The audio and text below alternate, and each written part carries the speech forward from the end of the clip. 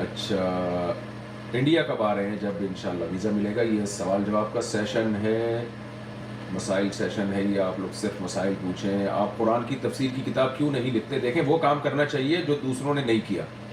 تفسیر کی ماشاءاللہ اتنی اچھی اچھی کتابیں موجود ہیں، تو ہمیں کیا ضرورت ہے تفسیر کی کتاب لکھنے کی.